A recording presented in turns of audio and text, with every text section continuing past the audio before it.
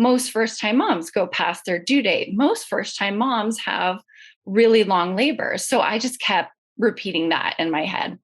So the night before, I started feeling stronger, Braxton Hicks, and I told my husband, I kind of joked, we were going to bed. It was probably 10 p.m. And I joked, I was like, hey, so like, I might wake you up in the middle of the night and be in labor. And he got this look like, oh my God, is it happening? Are you in labor? And I was like, no, but like, things feel a little different. Like I feel a little like, I don't want to say cramps, but you know, when your period is just about to start and you start to feel a little achy.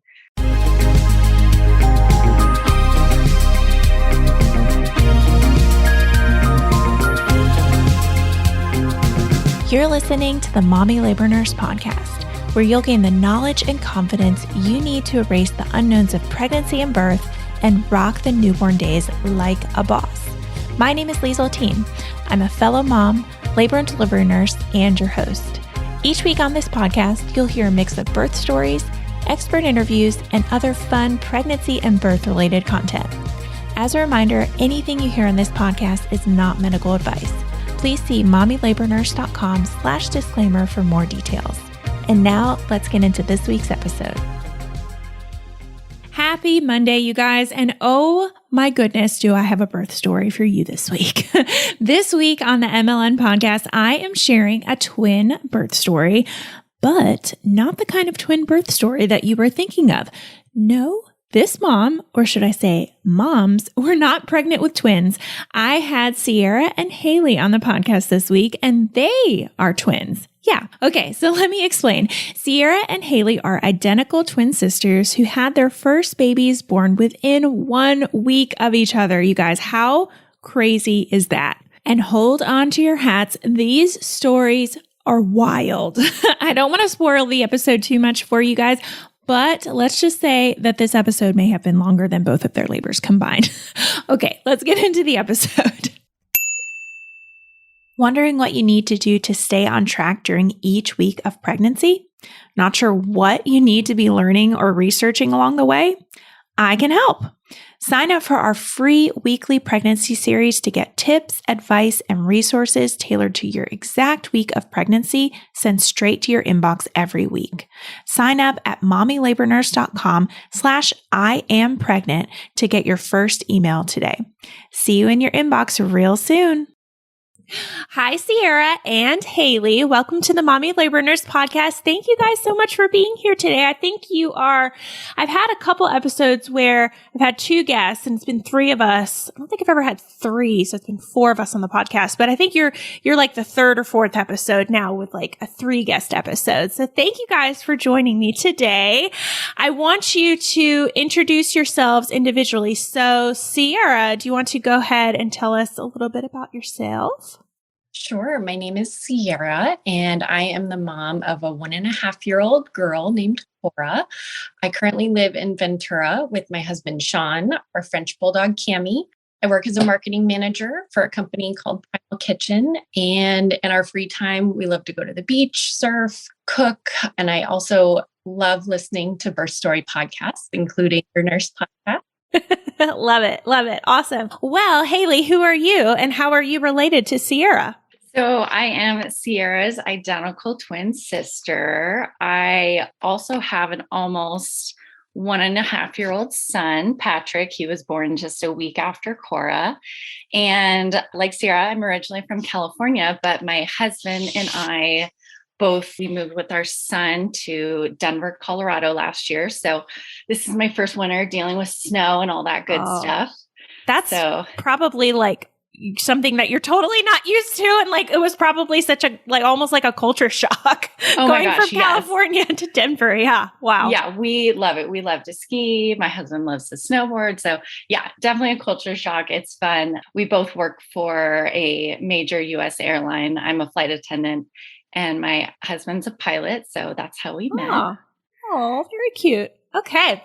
All right. Well, Sierra, you mentioned that you'd love to listen to birth stories. So today we are going to hear from both of you, your birth stories. If anybody can guess, you said both of your children's ages. So they were born, around the same time. So there's going to be some of that talk. But Sierra, if you want to go ahead and start, usually what I have people do is kind of go back to the beginning when you found out you were pregnant, talk about that, then talk about your pregnancy, and then we can get into your birth story. Yeah, sure. Well, both my sister and I had exciting labors and births and fairly similar. So you'll see some similarities and some differences. So I'll get into it. Well, my husband and I, we've been together about 10 years now. I don't know how time gone by that fast, but we got married about 3.5 years ago. And we always thought, okay, we'll have kids eventually, but we're like, okay, we couldn't quite decide when that time was. And we set an approximate date of, after my sister's wedding, Hailey's. So, that time was approaching. I had a history of amenorrhea after getting off the pill back when I was in my early 20s. And so I just had this thought in the back of my head, maybe if we're thinking about having kids in the near future, maybe I should figure out what's going on with my body. So I went off the pill, a month or two went by. I'm like, okay, this is like perfectly normal. I had about 3 months and it's like, okay, this, I know my body, I take my health really seriously. A woman's cycle is like her 5th vital sign. I'm like, this is just so, I came across an amazing book written by, I don't know if I'm going to say it right, Nicola Rinaldi, No Period, Now What? It was so helpful. I changed my eating habits. I did some personal work, some therapy. And, it was a really hard time. I will say like my body felt very broken. I didn't feel like a woman. And 6 months went by and I got a cycle and I was so excited. So, figured that out. I felt normal again. My sister's wedding came and went. It was amazing. And so my husband and I, we were like, well, okay, are we trying? Are we not? And so we're like, well, okay, no expectations. Let's do this. So in November, a month later, my period was late. Oh my gosh, wow, this happened so fast. I took a pregnancy test. It was negative. Okay. So a few days later, take another test. My period was still late, still negative. So, after a week of my period being late, I got it positive and I was just so excited. So, scheduled an appointment and whatnot. But I, something just felt off. I was like, gosh, like my cycle is like clockwork. I became very in tune with my cycle, with tracking it. And I was like, it's just so weird that it took a week to get a positive test. So anyways, the day before my OB appointment, I started bleeding.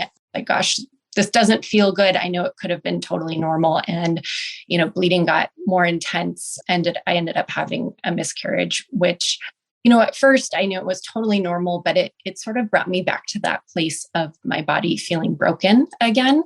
So it actually hit me quite a bit harder than I was expecting to. I told, my sister, she was so incredibly supportive. I mean, we've been close our whole lives. We're twins. Yeah, you're fine. Yeah. So I'm sure after that miscarriage, you said you kind of fell back into that mindset that you were, right before getting your period back. And that's totally understandable. And that's I think how a lot of people feel, that they feel like it's all their fault. They had this miscarriage and it's 99% of the time it's nothing that anybody has done. It's just, something's going on with the baby or something, is off with your body and that causes the miscarriage. But yeah, I can understand those feelings for sure. It was honestly, in a way I learned so much from it. It was an experience. I learned so much about, what to say to someone, going through a tough time if someone's gone through it. And I'd often hear so many women go through this and that never really made me feel like better, but it just sort of, gosh, in a way it made me like sad, like, gosh, there's this whole club of women out there that no one wants to be a part of. Although talking about it took me a while to talk about it. I would say even like my daughter now, I call her rainbow baby. I don't really talk much about my miscarriage, but I do say, my baby's a rainbow baby. And it's a really nice way to honor it without getting, too deep into it. And there's a connection that I've had with some people and, other women will say, oh, I have a rainbow baby too. Or one of my husband's coworkers said, oh, aren't rainbow babies the best? And it's just, in that phrasing it in that way feels good. Yeah. Yeah, totally. I love it. Ryland's a rainbow baby as well. I had a miscarriage, 6 months before him. So I hear you. I hear you loud and clear.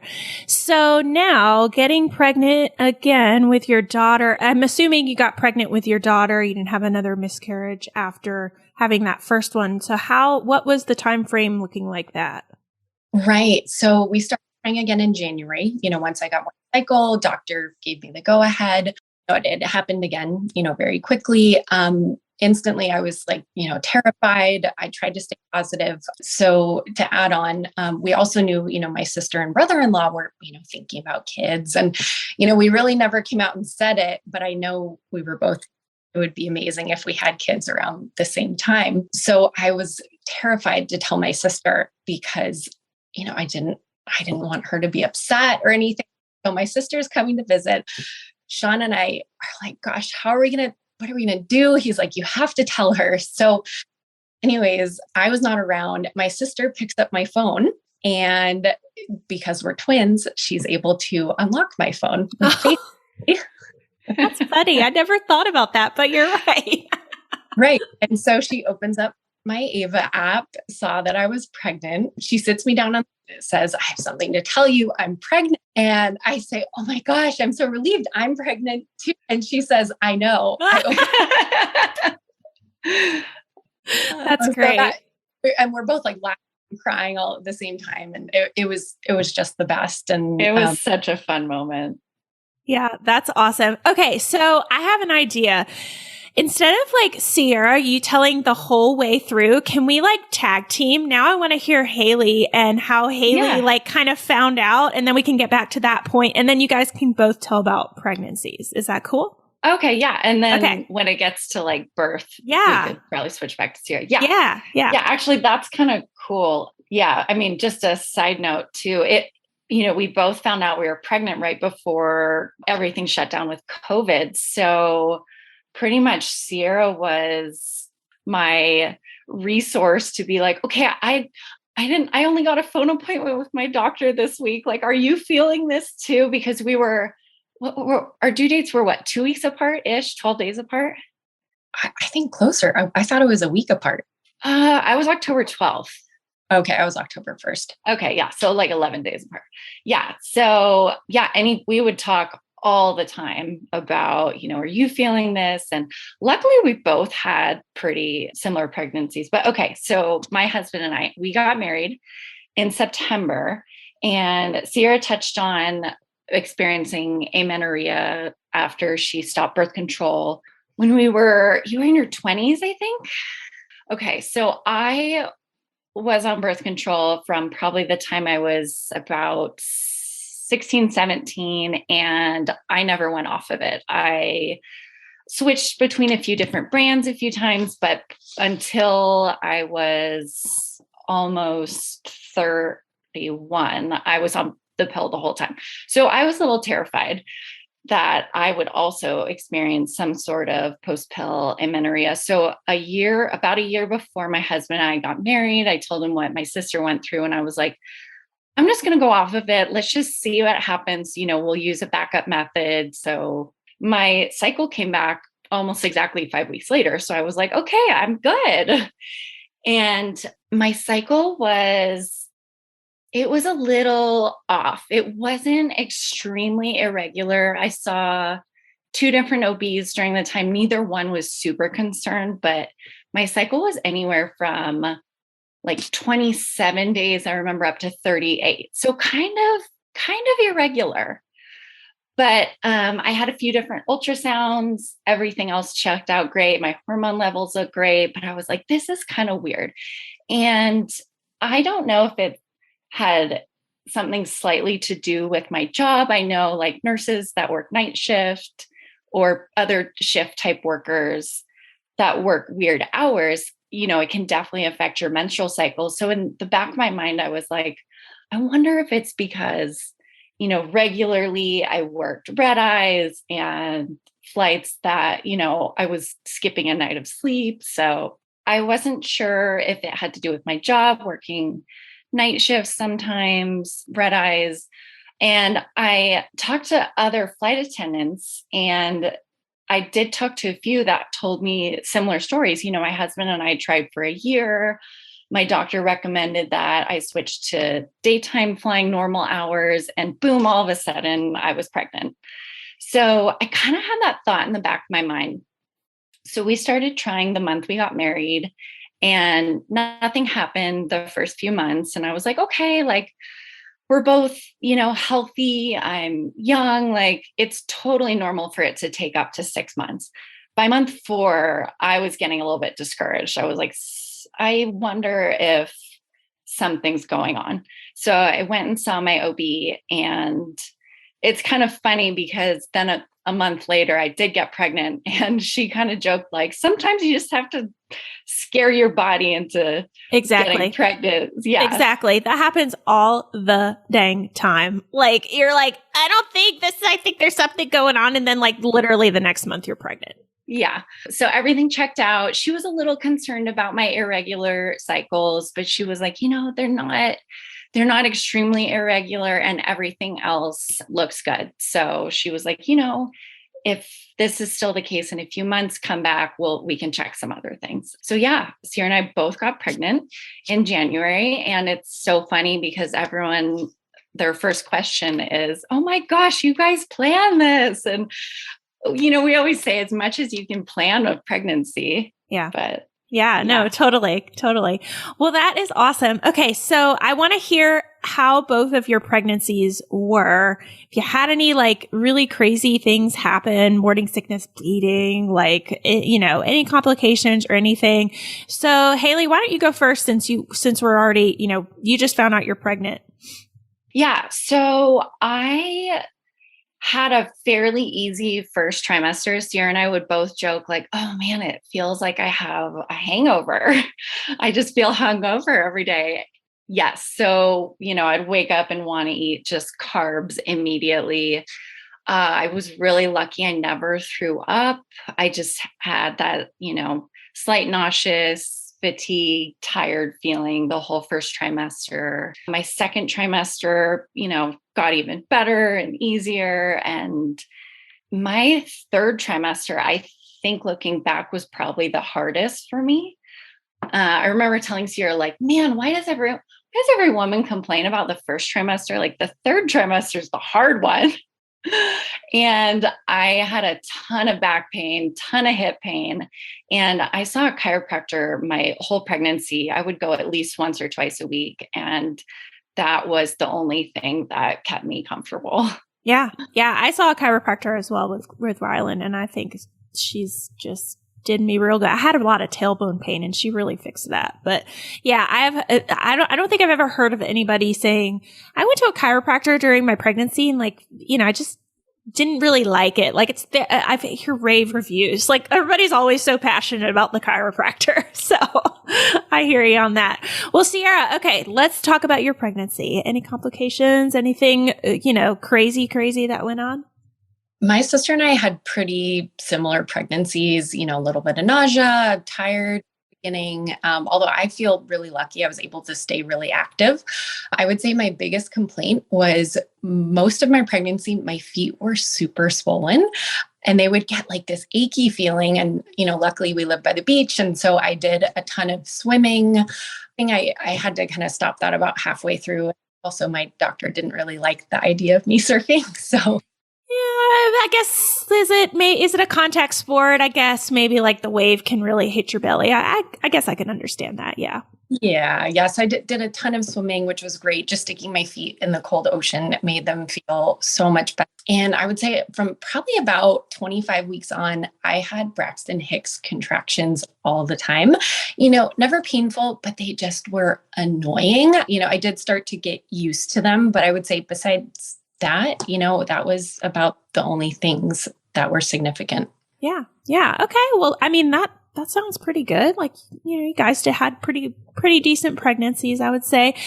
So let's move into birth stories. So Sierra, if you want to go first, and usually what I have people do is I want to hear about the events, surrounding the days like of your birth, like kind of leading up, what were you doing? Did your water break? Did you start having contractions? Like, let's just go right into it. Yeah, sure. So from the get-go, I'd always envisioned I wanted a hospital birth with an OBGYN and a doula. I knew a little bit about doulas, but in my mind, I was like, I'm having a doula. I found a great OBGYN, Dr. Melissa Drake. My sister-in-law recommended her. And then in a roundabout way, I found my doula, Anastasia Stone. They're actually both like best friends, and they also work together. So that was wonderful, but it was interesting how I found them separately. So I just felt very supported, and very confident with my birth team. My game plan was thinking about birth, was to view it like running a marathon. It was going to be 8 hours at the minimum. I've only run one half marathon in my entire life, and it was the longest, most uncomfortable experience. So I was like, okay, it's going to be like that.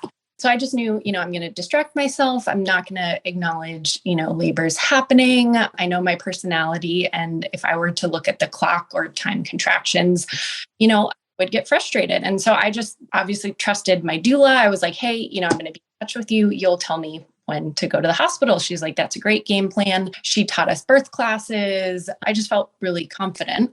So a funny part of this is, after all the birth classes, talking to our doula, Sean says, so right when you have your first contraction, that's when we should go to the hospital. And I just, absolutely not. No.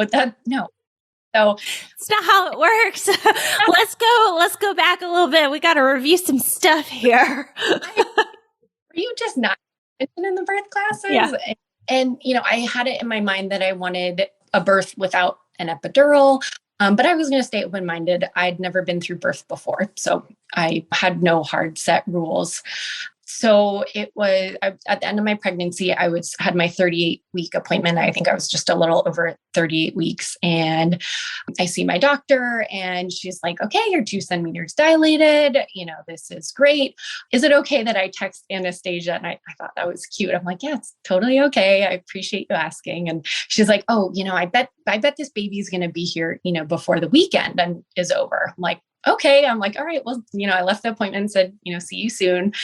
So I get home and I, had been trying to wrap up things with work. And I was like, okay, really, really got to wrap up things with work that whole week, every day, kept wrapping things up, kept trying to get things done, just everything else. Every night, Sean and I would go to bed and we're like, okay, maybe tonight's the night. And we'd wake up the next morning. Nope. Didn't happen. So that Wednesday, my feet got super swollen. Like I felt like I had Flintstone feet.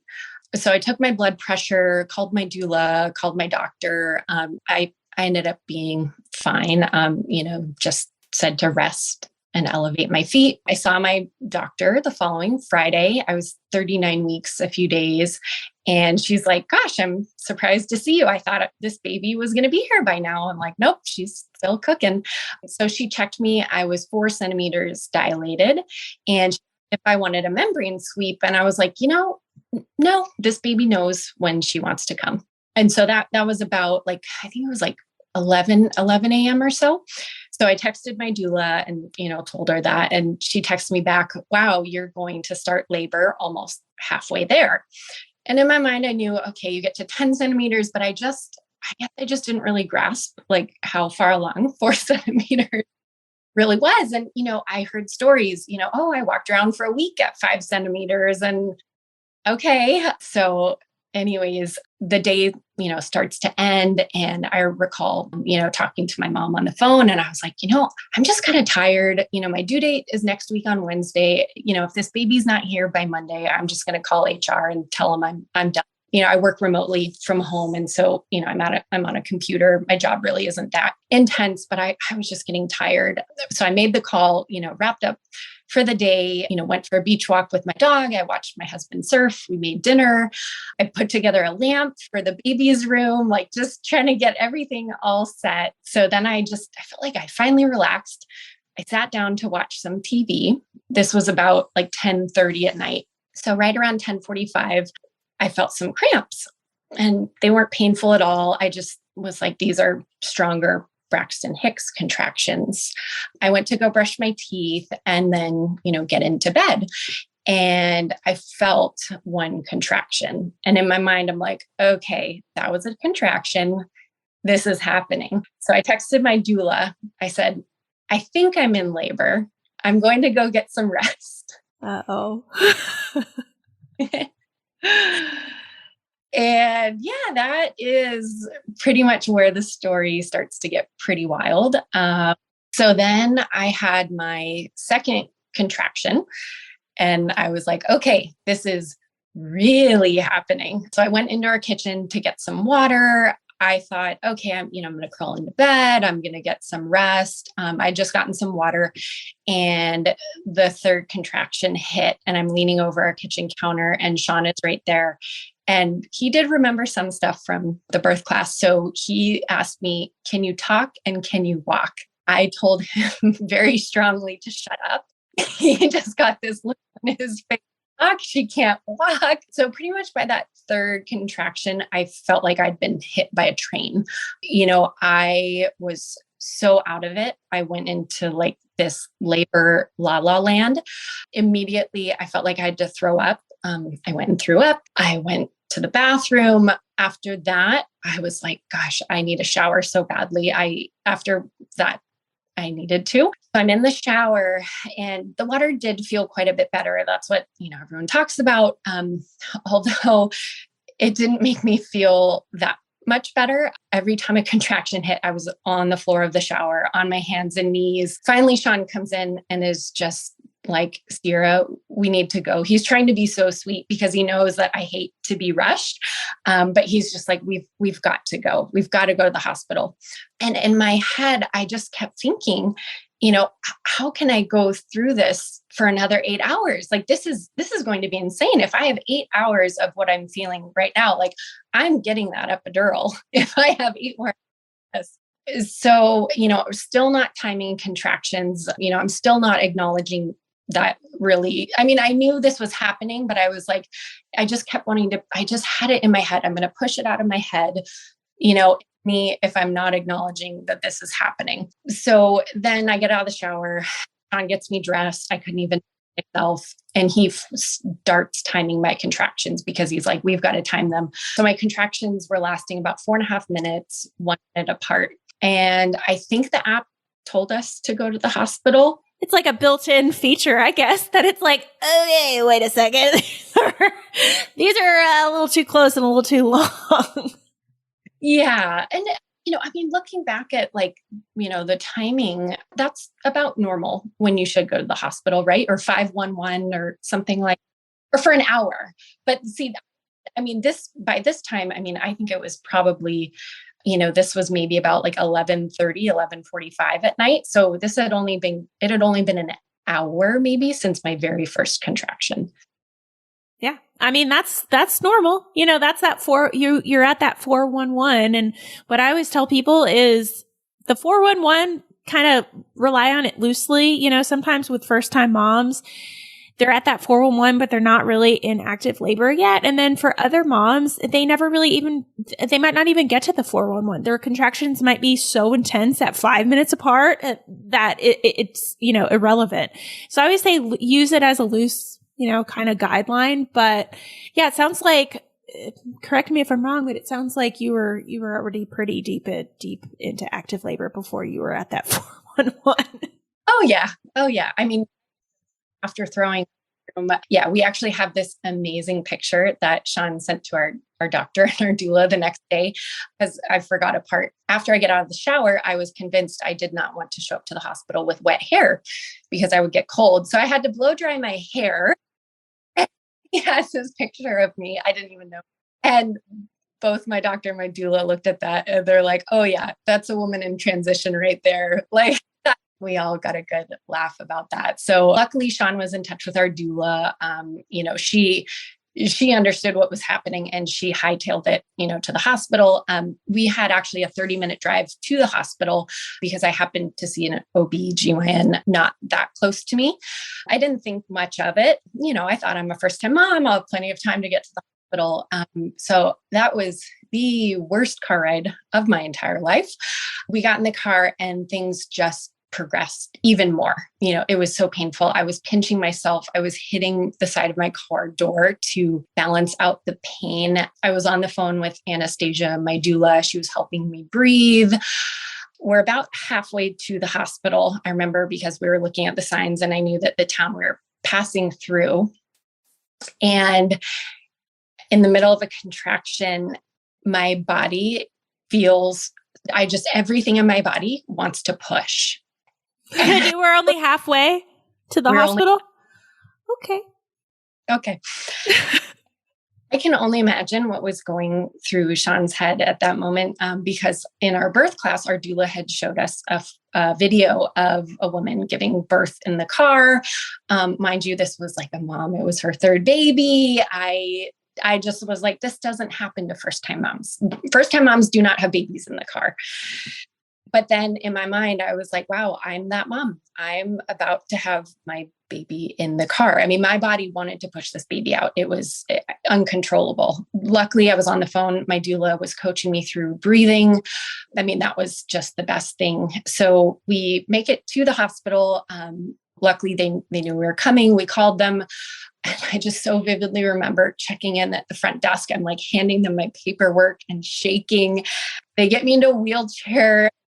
They did everything as they possibly could, but it was terrible. All I wanted was be in a safe space, because the whole time I just was like terrified that I was going to have my baby right then and there where I was. And in my head, I'm like, I'm not in a safe space right now. I'm not in a labor and delivery room. I'm not laying down on a bed. So I just remember like heaving myself out of this wheelchair onto the bed. My doula runs in, she takes my clothes off, my shoes off. She has a great relationship with all the nurses there. She knew who was working. She calls for the head nurse, gets me a washcloth for my eyes, helps me to breathe. I was totally panicking at this point, like hyperventilating, breathing. And so luckily she was right there holding my hand. Sean was there too, obviously, but my doula really, truly was there for me in those moments. I mean, like they're trained to do. They know this is their world. And in between contractions, I had a bit of a sense of humor. I remember looking at Anastasia and saying, there's no way I'm getting an epidural, right? And she just shook her head. No.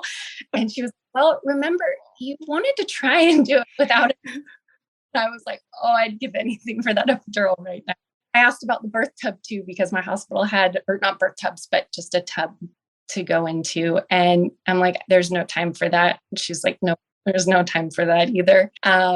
So luckily, my doctor walked right in. I do recall my doula telling me, to not get worried, because there were a lot of nurses coming in. She's like, this might be a nurse delivery. There's going to be a lot of people in the room. I really appreciated that. She was talking to me the whole time. At that point, I didn't mind how it went. I didn't mind if there were that many people in the room. Body was just doing what it needed to do at that point. However, luckily, my doctor walked right in. She sits down and a contraction hit and my baby's head came out. Then the next contraction, my doula was like, okay, like little pushes, little push. Although my wanted this baby out with everything it had. And so the next contraction pushed. And at that point, my water broke and it just felt like she flew out. Also to Sean, my husband, was kind of standing at my shoulder. He was the one who got sprayed with all the amniotic fluid, like head to toe. Nobody did. Somehow my doctor, my doula, none of the nurses got sprayed. So that was good. Like a champ though. So she was then born at 1:50 a.m. So from first contraction to birth was about 2 hours and 35 minutes for me. Yeah. Wow. Wowzers. Okay. That's a lot. And I'm sure Hailey, now still pregnant, you were like hearing this. First of all, okay. So did you call Hailey immediately, or like what, how did you relay this story to her? Right. So I had this moment as we're headed to postpartum. I'm holding my baby. I'm just in shock with everything that happened. And the nurses were just amazing. They were so sweet. And so I was talking to them and saying, my twin sister is pregnant, due in about a week. And the three of them, I'll never forget it. They just all three look at each other and they get the same look on their faces. And they're all very serious. And they tell me, you need to call your sister as soon as you can. You need to tell her how your birth went. You'll likely have a very similar and very fast birth. All right, the sound of that baby crying means it's time for this week's segment of Birth It Up Babies. All right, this one says, I just wanted to say thank you so much for your course. I took the natural course as a first-time mom. I was worried I wouldn't be able to do it or would regret not getting an epidural. Went to the hospital thinking my water had broken. It hadn't, but I was 5 centimeters, so they admitted me. This was around 7 a.m. After getting to 6 centimeters, I still wasn't having any contractions. Interesting. So they started me on a low dose of Pitocin. Less than an hour later, I looked at my husband and said, get the nurse, I need to push. Sure enough, I was 10 centimeters and it was time. Wow, for a first-time mom, that was fast. We pushed for less than 30 minutes and she was out. The doctors were amazed with how calm I was and how well my body handled delivery, but it was all because of your course. My husband felt prepared to be my advocate and did a great job telling them not to clip the cord yet because I wanted to delay it. Yay! I recommend your content to everyone I know who is expecting. Aw, that is so sweet. That was a DM I got from Instagram. Well, if you want to check out the course that this mom took, she took Birth It Up, the Natural Series, and you can head over to mommylabornurse.com and click on the Natural Series. All right, let's get right back into this week's episode. All right, so Hailey, I'm sure you get this phone call, and yeah, let's talk about your birth story now. Yeah, so Cora was born, what was it, like 1 a.m, Sierra? So I wake up the next day to a text, and I'm pretty sure it said, like, Cora arrived fast and furious last night at 1 a.m. and like, oh my gosh, we are so overjoyed and exhausted. She is here. She's healthy. She's perfect. And I just like immediately lose it and start crying. And it was like, I need to call my twin sister right now. So, and I was like, I literally turned to my husband and I was like, we need to go see them. We need to go see our new niece. And he was like, don't forget, like, you're due with a baby. Yeah, you're also pregnant. Don't forget about that. Yeah, the pregnancy hormones get strong at the end. But anyway, so I called Sierra and we talked, and yes, she definitely had a bit of a warning for me. And at this point, let's see, I was 37, just about 38 weeks. So I had an appointment with my OBGYN that Monday, my 38-week appointment. And I had an appointment at 36 weeks. And then I also went in at 37. They started to get worried that my son might be a little bit small. So they sent me for a more in-depth ultrasound at 37 weeks. They determined, no, like, he's on the smaller side, but you're not at risk of IUGR, intrauterine growth restriction. So you're good. So I knew he was going to be a little bit smaller, which, I was totally okay with that. I didn't really want to birth a 10-pound baby. So that was actually kind of comforting to hear. So I guess I should talk about my preparation. So because of COVID, so many birth classes were canceled or switched to virtual. So I signed up for an online birth course taught by an OBGYN. And I thought it was pretty good. At the time, she went into a lot of things regarding different complications and a lot regarding different pain medications and C-sections. And I feel like the course was really focused on a lot of different like possible interventions. And I'm kind of embarrassed to admit this. I don't remember if she went over natural births or birthing without medication or an epidural. Because like you said, in a few other podcasts, I was one of those women that was married to my epidural. There were no ifs, ands, or buts. I was getting an epidural. I talked to a few friends and everyone I talked to just raved about epidurals. And I was like, you know what? I don't have a high pain tolerance. I am doing it. Like, Yeah. I I'll take don't one need of those, please. exactly. I just knew like, I don't want to be this woman that is like gonna, practically kill herself to give birth naturally. I also, during the time that I was pregnant, I had a lot of time off because I was really lucky that I got to stop flying right when I think had just maybe hit the second trimester. I think I was about 14 weeks. COVID hit, and the airline industry kind of took a dive right away. And talking with my OBGYN, we decided it was, kind of a scary time to be around a lot of people and germs and potentially flying internationally. So I was really lucky. My company let me stop flying pretty early on, which was great. So, I just dove into research and birth classes and reading everything I could. So back to the birth class I took, I'm pretty sure I fast forwarded past anything she said regarding natural birth because it wasn't even on my radar. I knew Sierra was considering it, but I was like, maybe down the road, like a second baby, I'll consider it. But I'm pretty darn sure I'm getting that epidural and whatever other pain medication they offer me, like I'm all for it. So I also had a doula, an amazing doula. Her name is Anissa Cornelius. She's actually in school to become a midwife right now, but she was amazing. And because most birth class, like live birth classes were canceled, she taught birth classes. So she actually came to our home and she taught a birth class for my husband and I. And it was awesome. She did such a good job. And she would always kind of throw in like, if you decide to go the natural route. And I was like, Anissa, I'm getting an epidural, like no ifs, ands, or buts.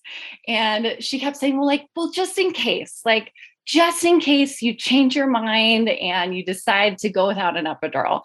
And I just kept being like, yeah, but I'm not going to do that. And I remember even asking her, like, what, I wanted to labor at home as long as possible because I knew that she wasn't going to be able to come to the hospital because of COVID rules, but she was going to come to our house and assist at our house until I felt ready to go to the hospital. So she just kept throwing in like, well, just in case. And I was like, but I'm not going to go the natural route. So again, I kind of just wasn't super paying attention to considering anything related to a natural birth. Okay, so back to, Sierra had Cora, and at my 38-week appointment, I told my OBGYN what happened. And I was like, so she's my identical twin sister. And I was like, we've had a lot of similarities with our pregnancies. I also started to get a lot of Braxton Hicks, probably, I think it was around a little after my anatomy scan, probably 22, 24 weeks. Braxton Hicks were just kind of like a regular everyday thing for me. And so I kind of just was like, all right, like practice contractions, like never really thought much of it. My OB was never really concerned. So kind of everything was just normal. So I'm telling her about Sierra and she was like, oh my gosh, wow, that's crazy. She was like, unfortunately, there's not a lot of research on fast or precipitous labor. She was like, we really don't know very much about it. She was like, it's common for second or third time moms or fourth time moms. But she was like, for first time moms, like it's very rare. And, Lisa, you might be able to speak more to this, but it's estimated to be 1 or 2%. Yeah. I don't know the exact percentage, but I'll tell you, it definitely does not happen very often. It's much more the opposite, where a first time mom is having these 24, 48, like long labors. And yeah, no, not so much. Yeah. So we talked it out and she was like, do you want me to check if you're dilated? And I was like, yes, the more I know, the better. So she checked and I was 2 centimeters dilated and I believe I was 80% effaced. So she was like, your cervix is really thin. You're 2 centimeters dilated. And I wasn't supposed to have another appointment with her until I hit 40 weeks. And so she said, you know what? I want to see you next week on Monday when you're 39 weeks. So she was like, I'm going to get you scheduled for that. And she was like, if you come into that appointment, and she said, if you are a 3 getting close to a 4, she was like, be sure you bring your hospital bag because if you come in and you're anything more than a 3, I am sending you straight to the hospital based on what your sister went through. And I was like, really? She was like, the worst thing that can happen is they will send you home. And I was like, okay. So I did not make it to that appointment. So let's see, it was Friday night. And so the whole week I felt like I all of a sudden had way more energy. The third trimester, I started to feel really fatigued and my back was hurting a lot. And all of a sudden I had more energy and I was like, this is amazing. Like, I'm going to clean the house. I'm going to take my dog for a 2 or 3 mile walk. Like, I'm feeling good. Yeah. Oh, yeah. Because I found out she was at the beach with friends. And I was seriously like, girl, home, don't go to the beach with friends. Don't leave your home. What are you doing? She heard me. Oh, I'm fine. I'm fine. I'm like, no, you're about to have a baby and you're about to have a very fast. Yeah. So I even went to the beach with friends. We went swimming and I was feeling so good that week. And Friday night, I totally felt the nesting urge and just felt like I had to tie up a lot of loose ends. Like I had to send a few more forms to my work for maternity leave and just, I did all the little loose ends. And I was really lucky. My husband was actually home at the time. So during COVID, he decided to take a leave from work and he went back to school and got his master's in finance degree. And it was a virtual program. So he was actually home the whole time, which was so nice. I didn't have to worry or stress about him being on the other side of the country when I went into labor, which I know anyone that's married to a pilot, like there's tons of stories of their husband not making it home in time and missing the birth of children. Yeah, I can only imagine. I mean, that's one of the jobs or careers that you think, I just didn't think about that. You think about like people who have military spouses and stuff, but yeah, pilots probably miss births quite frequently. Oh yeah. And I know that, he would be able to make it home really, on the first flight, but based on how fast my labors are, that's probably wouldn't have made it for this one. So anyways, Friday night, I started to feel much stronger Braxton Hicks. And I just kept calling them that, stronger Braxton Hicks, when looking back, those probably were early contractions, but there was no pattern. They weren't frequent. They weren't really timeable. So I didn't really think much of it. And I knew that some women could be experiencing these for, days or weeks. And I think too, in my mind, I didn't want to think that my son would arrive early, knowing that a lot of women go to their due date or beyond their due date. And I wasn't even at 39 weeks yet. So I just thought okay, don't get anxious, be prepared to go past your due date. There were some things with his nursery that I didn't even get done before he was born because in my mind, I was like, he's going to come after his due date. True denial. Because it's, that's what a lot of birth classes and other people tell you, most first-time moms go past their due date. Most first-time moms have really long labors. So I just kept repeating that in my head. So the night before, I started feeling stronger Braxton Hicks. And I told my husband I kind of joked, we were going to bed. It was probably 10 p.m. And I joked, I was like, hey, so like, I might wake you up in the middle of the night and be in labor. And he got this look like, oh my God, is it happening? Are you in labor? And I was like, no, but like things feel a little different. Like I feel a little like, I don't want to say cramps, but you know, when your period is just about to start and you start to feel a little achy. Yeah. So I started to have that feeling. And over the week, I think I had lost my mucus plug. It wasn't extremely evident, it was really slowly. So I was almost like, did I lose my mucus plug? Was that just extra discharge? I'm not quite sure. So I ended up sleeping great. I got up once to go pee, felt practically nothing, slept the whole night, woke up, felt great. And I was like, oh, darn, like maybe I'm not going into labor. So I was almost a little bit disappointed. So then I was eating breakfast and it was a Saturday and my husband had a Saturday class. And I remember him asking me, are you still feeling stronger Braxton Hicks? And I was like, yeah. But I was like, it's still kind of the same as last night. He was like, okay. He's like, what are you going to do today? I was like, I'm just going to take our dog for a walk. And then I'm going to go to the grocery store, run some errands. And I remember him saying like, well, don't walk too far. Like, don't go for one of your 3-mile walks today. And I was like, oh, okay, fine. So I just went for a little walk in our neighborhood. So I was probably only about 2 blocks from our house. And I remember sitting on a bench and just thinking like, when are you going to come, baby? Like, when are you going to decide to come? So I let my dog off the leash and he was kind of running around on the grass. And I remember bending down to go clip his leash on. And I heard a gurgle and a pop and my water broke.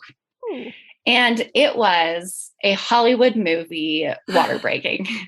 Nice. It was a huge gush. Was anybody like around that saw it? Okay. Thank goodness. And because I would have been mortified, but you know, tons of moms lived in our neighborhood at the time. So like all of them would have just jumped to help me, I'm sure.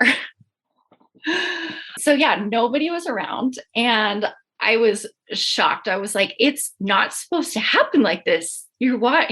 It's supposed to be a trickle. It's not supposed to be a gush like in the movies. And I had decided to put on light gray yoga pants for some reason that day. So it was evident my water broke. Like it didn't look like I had peed myself. It had looked like I had dumped a 5-gallon Gatorade container down my pants. So my heart starts pounding and I get my dog on the leash. And I remember there had been one of our neighbors working out in his garage. And that was my biggest concern was I have to walk home past our neighbor and he's going to see me. And I was mortified. So I walked home really quickly. I run upstairs to my husband's office and I'm like panicking. And I was like, my water broke. And he's in the middle of his class. And all of a sudden he just like shuts his computer and he jumps up and he was like, what do we need to do? And I was like, well, okay, remember the birth class, the 411. I was like, I'm not even having contractions yet.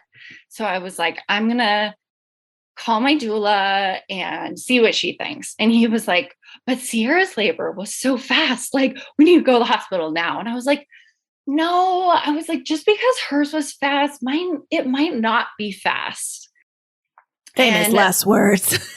Yes, exactly. So I called my doula and she was like, oh my gosh, I was just emailing you some information I found on precipitous labor based on what your sister went through. So she was like, okay, are you having any contractions? And I was like, no, it just feels like period aches. And she was like, okay. She was like, well, note the time your water broke because that's really important. You can't wait too long. And she was like, if I were you, as soon as contractions start, depending on how far apart they are, but she's like, if they're reasonably close, I would head to the hospital. And she was like, do you want me to start heading to your house so I can help you labor at home? And I was like, no, like, I think I'm okay. And she was like, okay, because like it'll take me 30 minutes to get there. in my mind, I just kept thinking my labor can't be as fast as Sierra's. Like I haven't even felt a contraction. So this was at 11 a.m. that my water broke, almost on the dot. And I remember everyone telling me they don't let you eat in labor, especially if you've gotten an epidural. So make sure you eat a big meal. So I make my husband DoorDash food for us, and the food arrives. I start eating. And I remember when I was eating, I paused and my husband was like, did you feel a contraction? And I was like, yeah, I think that's what it was. So I made a note what time it was. And I was like, okay, I guess contractions have started, but it wasn't, I could talk through it. It didn't like bring me to my knees. I was like, okay, this is good. Like things are progressing. So my husband calls the hospital and he said, my wife's water broke. She just barely started having contractions. Should we head in? And they said, well, it's totally up to you. But yeah, if you want to, we can have her checked out, see if we should admit you. And they answered a few other questions for him. So he was like, let's go. We should just go. And I was like, okay, let me finish eating. So right before 1 p.m., we get in the car to go to the hospital. And we had it was probably only a 20-minute drive, but it was a Saturday afternoon. So there was a little bit of traffic. So I think the drive probably took about 30 minutes. And I remember sitting in the car and the contractions getting a little bit stronger. And I looked at the clock in the car and I was like, okay, I just had a contraction and it was 3 minutes from the last one. I was like, wait, the previous two were 10 minutes apart. And I was like, okay, this last one only lasted 30 seconds. And I kept thinking, okay, 411. And I was like, I haven't even had contractions for 30 minutes at this point. And I was like, they're not timeable. They're so random. They're not even lasting a minute. So I was like, I think we're good. I think we're okay. So this continued the whole ride to the hospital, about 2 to 3 minutes apart, but they weren't even close to a minute long. So I started to get a little worried, but I was like, they're not a minute long. This is going to be okay. So we get to the hospital and I remember being in the elevator and getting a really strong one. Like it almost brought me down to my knees. And we get up into the lobby. And unfortunately, we had to wait in the lobby for about probably 20 or 30 minutes. And I remember I couldn't even sit down. It was like I was kneeling on a chair. And I remember telling my husband, like, they need to get me into a bed. I need, like, I can't be out here sitting in a lobby. I want the epidural, man. I told them about this. We need to get back there. Come on, let's go. Oh my gosh. Yeah. So yeah, they finally get me into triage and they apologize. They're like, so sorry. Like, we're understaffed because of COVID and it's a full moon and there's just lots of babies being born right now. And I was like, yeah, so I don't really care about any of that. Just get me back. Come on. And actually, another funny part, my husband and I joke about this. I remember pulling into the parking lot of the hospital, and I would always joke, like, okay, hubby, like that when I give birth, it's going to be like pushing a football out of my vagina. And so that was like our joke. So we're pulling into the parking lot. And my husband was like, are you ready for it? Ready to push the football out of your vagina? Oh, no. I remember turning to him being like, why are you talking about football right now? Oh gosh. I was already getting to that point of like getting really angry and irritated. So they finally get me into a bed, and the first nurse that comes in, before she even checks me, I was like, hey, so I know epidurals can take a while, like for you to get the anesthesiologist. I was like, I want one. Do whatever you have to do to like get that process going, because I want one. And she was like, okay, yeah, like we have to we have to do a lot of stuff beforehand, and we have to get your IV. We have to do your COVID test. There's a lot of stuff to do. And she was like, do you want me to check you? I was like, yeah, check me. So she checked me and she was like, oh, girl, you're a 4. Like, don't worry. We have lots of time. And pretty much told me to like calm down and relax because, in their mind, I was probably going to be there for at least another 6 hours minimum. Right. So after that, I was like, okay, well, like I want an epidural. However, like whenever I'm going to get it, like I want it. And she was like, okay, got it, girl, you want your epidural. So I remember another nurse coming in and asking us like, how many, like, do you guys want some more pillows? And I was like, I don't care about pillows right now. And everything was irritating me. And I remember they hooked up the monitor to check on baby and check my contractions. And I remember the nurse who had checked me, she was like, how close are your contractions? Were you timing them on your way here? And I was like, they're really sporadic. Like some of them were 10 minutes apart, some were 5, some were 2 to 3, but I was like, they're only lasting like 30 seconds. And she was a little perplexed and she was like, okay. She was like, I think your contractions are pretty close together. And I was like, yeah, they're like sporadic and random. And at this point, I start to feel like Sierra said, like you're in labor, la la land. Like I almost started to feel just a little like woozy and out of it, like almost kind of like each contraction, like my brain just got fuzzy and I couldn't hear anything. So like almost kind of like a drug high, I guess, in a sense. So I remember the OB came in and she introduced herself. The hospital that I delivered at, you didn't get the OB that you saw for most of your prenatal appointments. It was kind of whoever was booked to be at the hospital, but she was super nice. We went over my birth plan. I had a few contractions during it. And she was like, do you mind if I check you? I know you were just checked about 10 minutes ago. And I was like, yeah, check me. She checked me and I was 6 centimeters. And this was 10 minutes after they had checked me before and said I was about a 4. And so then she asked me, are you, wait, is this your first baby? And I was like, yeah. And another nurse said, okay, wait, this is your first baby. I was like, how many people do I need to tell? Yes, this is my first baby. And I remember turning to one of my nurses and I was like, can I please get the epidural soon? And she was like, yeah, okay. We're going to try, but okay. Yeah. At this point, I still was like, okay, I'm a 6. I was still in disbelief that I was progressing as fast as I was. And she was like, I'm going to give you some IV pain medication. She like scrambled and got my IV in. They gave me a little dose of fentanyl and that seemed to last for maybe like 5 minutes. And then I was like, okay, I feel everything again. So at that point, they wanted to move me to a room back for labor and delivery. And I remember them asking, can you walk? I was like, no, I can't walk. So they're like, we'll get you a wheelchair. I sat up to get in the wheelchair and I had such a massive contraction. I was like, I can't get out of this bed.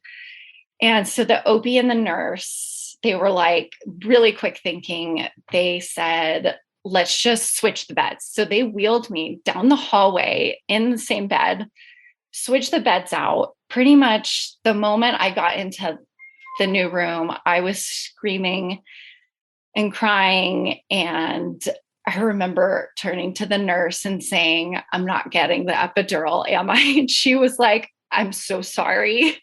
And I remember the moment feeling my son come down and I said, I feel my baby coming down. I need to push. I had the urge to push. So I remember saying, don't push it. And they weren't trying to delay me in pushing. It was more just like, oh my gosh, we're not set up yet. So they hustled and they got everything set up so fast. And they checked me and I was a 10. And she was like, oh my gosh, you are ready to push. the OB she hadn't even left the room from wheeling me down the hall. So everyone was in there and they got everything all set. So that was about 2:45. So I got in the bed at 2 p.m. So pretty much they checked me around 2:10. That's when I was a 4. So I went from a 4 to a 10 in about 20 minutes. So luckily, unlike Sierra's story, I was already in the hospital. I was in a safe bed, but what was just terrifying was I wasn't prepared for everything to happen that fast. I don't know anyone besides my sister that has given birth that fast. So anyways, I started pushing and I pushed for about 25 minutes. And then my son was born. And I remember it felt good to push, but I remember having this thought, there was a really big window in my delivery room. And I hate to scare other women, but, we're honest. And I remember having this thought of either I'm going to have this baby or I'm going to die. Yeah. And that's what it feels like. I mean, gosh, yeah. It is intense. Yeah. Sierra's shaking her head like, yeah. Super intense. And I think I had that thought mostly because of just the fear of the unknown. I was not prepared. I had not even remotely prepared for a natural birth at all. And just everything happening so fast just completely catches you off guard. So my son was born and he came out screaming right away and he was super healthy and we did skin to skin right away. And, looking back, it's funny. I tell my husband that I'm like, I don't even remember you being in the room. I remember you cutting the cord, but I was like, and I remember he was standing there, I think in shock. And I remember telling him to grab my phone and take photos. Yeah. And I had this one amazing L&D nurse and it was like, she coached me through pushing and her and the OB were the only 2 people I remember being in the room. And my husband reminded me, actually, he was like, I can't remember how many people were in the room, but he was like, there were a lot, actually. He was like, things happened so fast. He was like, you caught them off guard that a lot of people came in the room. Yeah. Yeah, no, totally. When a first time mom comes in and she's 4 centimeters in triage and then she's all of a sudden 6 centimeters and now complete. Yeah, we're getting some extra people in there. We don't mess around. Yeah. Oh my goodness. Well, you guys, this was quite some crazy stories. And who would have thought that, Sierra, you had this crazy fast labor and then you said a week later, not even a week later, Hailey, you almost had the exact same experience. Yeah. Thank you guys so much for joining me on this podcast. I am, oh my goodness. I can't wait to put this one out. So thank you guys for joining me. Thanks so much, Liesl.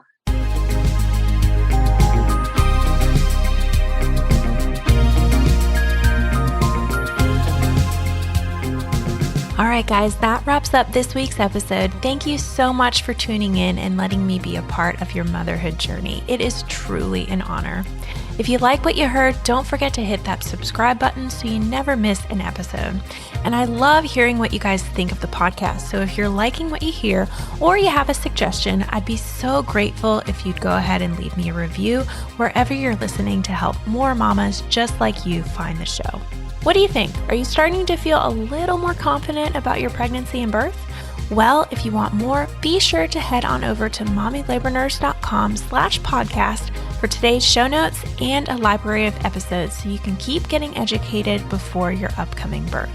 And while you're over there, be sure to check out the blog and learn about our online birth classes. Find it all and more over at mommylabornurse.com/podcast. See you next week, same time, same place.